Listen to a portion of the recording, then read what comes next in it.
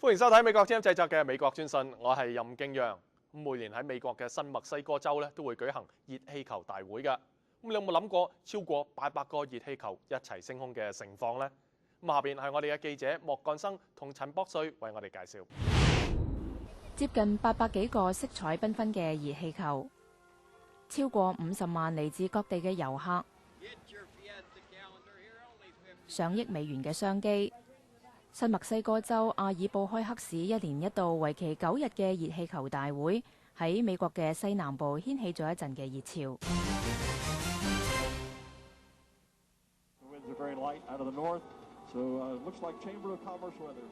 為大會做開路先鋒嘅係黎明巡禮。喺破曉時分，10個喺黑暗之中閃動嘅熱氣球率先搶閘升空。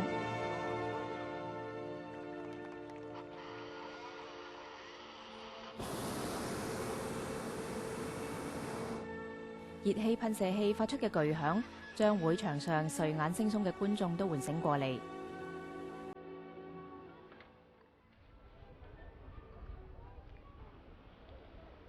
跟住就係每日都舉行嘅大隊飛行，接近800個顏色豔麗、形狀不一嘅熱氣球分成兩批，喺和風之中慢慢咁升起。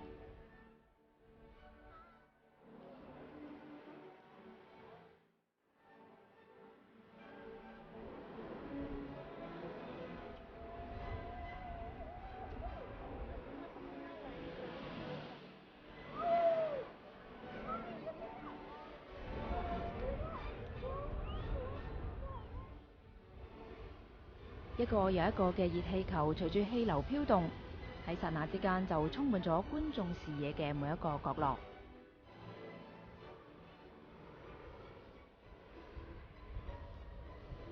喺1972年舉辦第一屆熱氣球大會嘅時候，只係有13個熱氣球。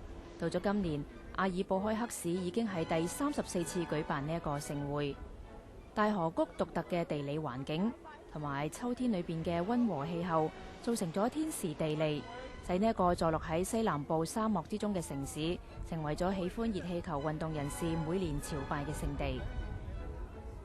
Balloon Fiesta is more like a family. It's a great big picnic, a tailgate party. You've never met a stranger. People always offer help, and you just feel so welcome. And everyone in Albuquerque is very proud of the Balloon Fiesta, and they own it.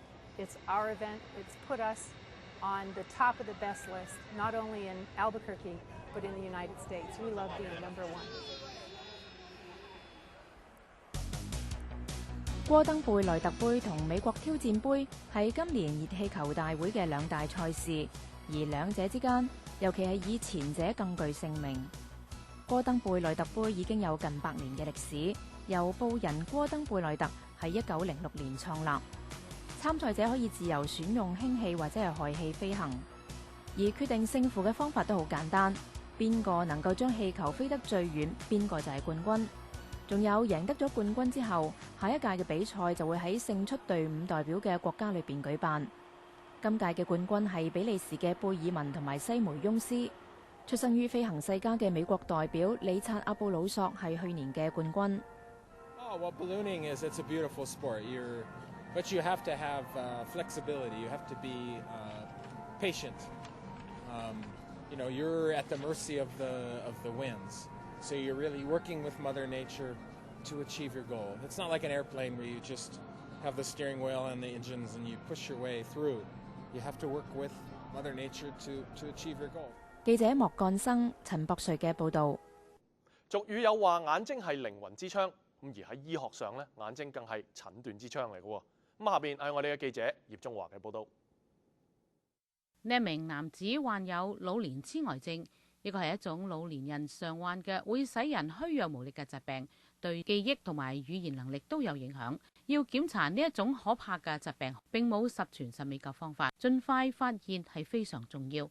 戈爾德斯坦係一家婦女醫院嘅醫生。If we're going to intervene early, we have to diagnose it early. Right now, there's no good way to do that.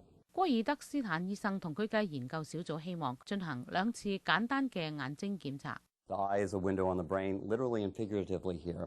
And we're able to look at the same disease process in Alzheimer's disease by looking at it in the eye. 佢哋可以通過眼睛查出一種貝塔澱粉質，而呢一種蛋白質喺老年痴呆症患者嘅大腦當中大量積聚。第一次檢查係向眼嘅晶體發射脈衝光束，觀察晶體點樣去分散脈衝光線，就可以知道是否有貝塔澱粉質。而第二次就係生化檢查，用嚟確診喺第一次脈衝光學檢查當中呈陽性嘅患者。呢一種新方法仍然喺臨床嘅試驗當中。戈爾德斯坦醫生希望幾年之後會獲得批准並且投入應用。記者葉國華採訪報導。好啦，今日嘅節目時間又夠，多謝各位收睇美國之音製作嘅美國專訊，我係任敬揚，我哋下星期再見。